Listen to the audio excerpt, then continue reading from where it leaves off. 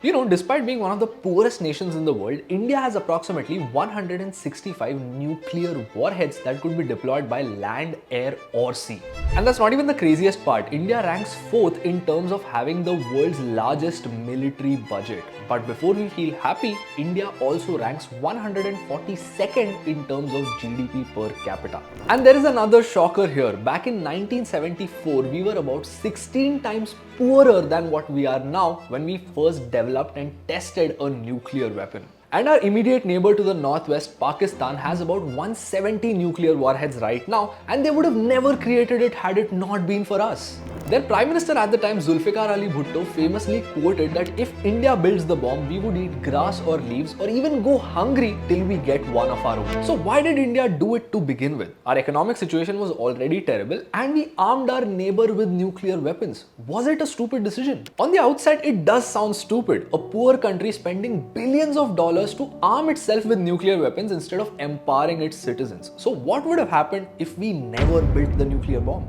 Can we even answer this question to begin with? And more importantly, you know that this channel is all about using data to find answers. Can we even find any data that helps us reliably answer this question? Let's find out off-angle style. If we are to understand what would have happened if India weren't a nuclear power, it helps to look back in history to analyze three things. Firstly, how would have India's conflicts played out if it weren't a nuclear power? Secondly, how did the other non-nuclear nations go about their notion of defense? And thirdly, how would have key global events unfolded had India never been a nuclear power? For example, the current geopolitical crisis between Ukraine and Russia is a key global event, and naturally, India also plays some part in that conflict. How would India have played that part if it weren't a nuclear power? Now keep in mind, I've analyzed the Ukraine-Russia scenario among many others in this video, so make sure you stick around till the end. In 1964, about a decade before India conducted its first ever nuclear test, China had successfully completed one of its own. And in 1966, they even developed their first ever hydrogen bomb. For context, hydrogen bombs are about 700 to 800 times stronger than the ones dropped on Hiroshima and Nagasaki. And in 1988, China's People's Liberation Army entered the region they refer to as Donglang and claimed some parts of it. Now keep in mind, Donglang is the same region that we Indians refer to as Doklam. To Doklam's north is China and to its west is India. Keep in mind, this is a region of extreme strategic importance to both countries and as a result has been in conflict for a long time. Now back in 2017, something very interesting happened. Chinese forces started extending a road towards India in Doklam, and obviously as a result, the Indian forces also retaliated by marching towards that region. Now it's important to not forget that China is a nation with approximately 600 nuclear warheads, and this number could go up to 1000 by 2030. But despite that, approximately 270 Indian troops with bulldozers and military equipment entered Doklam. There was an intense standoff between Indian and Chinese troops, and guess how it ended? Status quo antebellum. This is a Latin war term that translates to things going back to normal as they were before the war. In fact, we could have seen a much worse outcome for the 1999 Kargil war between India and Pakistan. Despite there being hundreds of people killed on each side, the war lasted just about 2 months and ended in another status quo antebellum. According to Indian, Pakistani and independent sources, there were about 800 to 1200 casualties during this war, but this number could have easily gone up to the tens of thousands had the war not been contained because there was the threat of mutually assured destruction. India and Pakistan are both nuclear powered nations, and if Pakistan had dropped a bomb on India, India would have retaliated no matter what.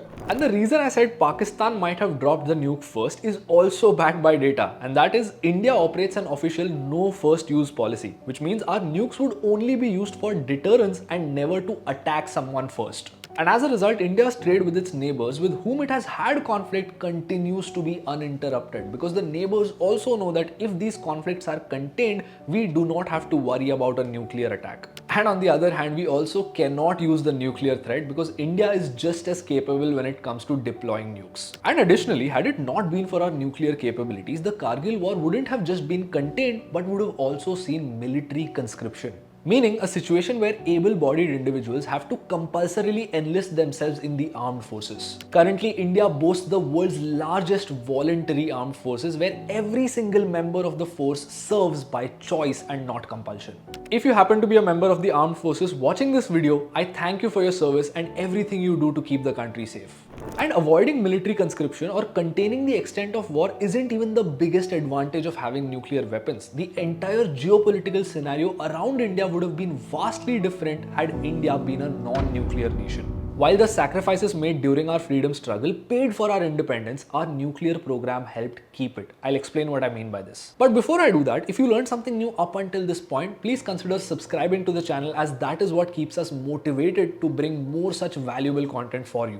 During the Cold War, for almost 45 years, when the US and the Soviet Union were busy spying on each other and developing weapons to one-up the other country, the entire world was asked to pick a side. You either joined the Western Bloc that was led by the US or the Eastern Bloc that was led by the Soviet Union. Pakistan quickly allied with the US, while India for the most part remained non-aligned. This was at a time when India was still a non-nuclear nation and tensions were building up against Pakistan, who had also allied with China. So in order to counter aggression on that front, India loosely allied itself with the Soviet Union. Now, a couple of years later, this alliance would have been an extremely solid one, with Russia being India's guarantor of security had India never developed nuclear weapons. You and I would have seen Russian bases and troops in our country. And if this sounds unbelievable, let data be your guide. Armenia is one such nation that signed the Nuclear Non-Proliferation Treaty, and as a result, it allied with Russia, who became its security guarantor. The Collective Security Treaty Organization, or CSTO, is a group of countries led by Russia that offers defense guarantees to smaller nations like Armenia. In order to provide security to Armenia, Russia set up its 102nd military base in Gyumri. And this might sound great on the outside, right? Armenia is just outsourcing its security. That's money saved. Wait till you hear how reliable this security is. Armenia for the longest time has been in conflict with Azerbaijan in the Nagorno-Karabakh region. When things got much worse, in 2023, Azerbaijan struck Armenia. At that time, Russia and the CSTO came together as one and told Armenia, "Your problem, deal with it." Now, to understand why this happened, there's some more context here. Back in 2022, when the UN passed resolutions against Russia, Armenia, despite being a Russian ally, abstained from voting. In simple words, what this means is the UN says, "Russia, you're doing the wrong thing in Ukraine, get your act together." Everyone who agrees say yes.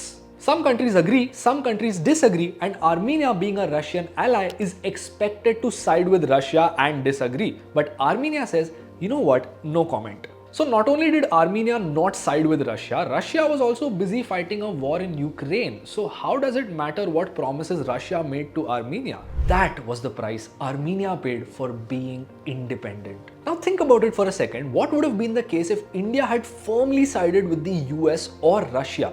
How would have India's vote been impacted? Currently, the US is a major trading partner for India and for the longest time had supported the Ukrainian cause. Siding with them would have meant upsetting the Russians, from whom we buy tons of oil every single day. And obviously, as a result, we can't afford to upset them either, right? So guess what India did when it was faced with the same vote at the UN? It abstained from voting and continues to have the same relationships with both the US and Russia. You remember I told you, being self-sufficient in terms of defense helped us keep our independence. And that's not even the craziest part. India continues to remain independent and enjoy diplomatic relationships with countries whose conflicts are much more severe than the ones between the US and Russia. For example, let's analyze India's stances when it came to the heartbreaking Israel-Palestine war. In April last year, when India abstained from voting on a ceasefire between Israeli and Palestinian forces, people said India is siding with Israel because they are defense partners. But just a few months later, in December, India voted in favor of Palestine, calling for an end of Israeli occupation. In 2017, when a resolution was passed to change Israel's capital from Tel Aviv to Jerusalem, a conflicted territory, India voted against that motion, and to this day, India continues to have its own embassy in Tel Aviv instead of Jerusalem. Keep in mind, this was a motion that both the US and Israel voted in favor of, and to this day, both countries remain major trading partners for India.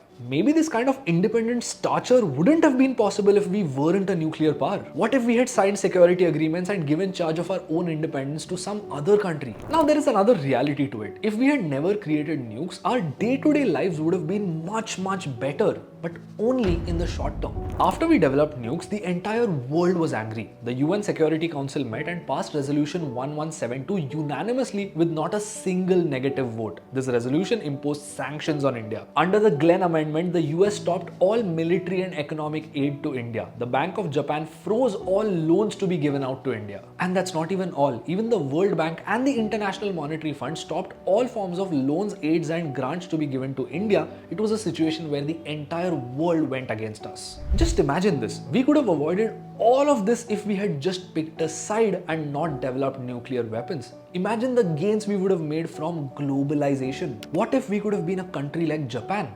But it's important to understand that India at the time was extremely poor. The foreign competition and the investment that would have entered India could have potentially worsened the inequality crisis and ruined the country for good. Not only would this bring an inequality crisis, we had little to no domestic capabilities for virtually anything. We would have always been at the mercy of our defense partners first and our trading partners next. Maybe we would have been one of those countries that perpetually survives on foreign aid. Maybe smaller countries like Pakistan or North Korea would have never thought of developing nukes. They might have just thought it's a big boys game, let's stay out of it. There are a lot of maybes here, but two things can be inferred with absolute certainty. Firstly, if we never developed nukes, our short-term growth might have been better because of globalization, but it was a risky gamble and our long-term global standing and defense capabilities would have definitely suffered. And secondly, as time passed, the world would have been far more polarized than what it was at the time of the Cold War. But we chose to be independent. Not just on 15th August 1947, but in the truest sense of the word in both defense and trade. India grew the Prithvi and Agni missile programs indigenously. It also developed capability for nuclear energy. It formed better relationships with several countries in the Middle East. It improved relationships with Russia, China. By the early 2000s, all the countries that had sanctioned India realized that this country is growing and becoming self-sufficient. There is money to be made in this land. They invested more and more money, and by 2008, India also signed the civil nuclear deal with the United States in order to form a peaceful nuclear energy program.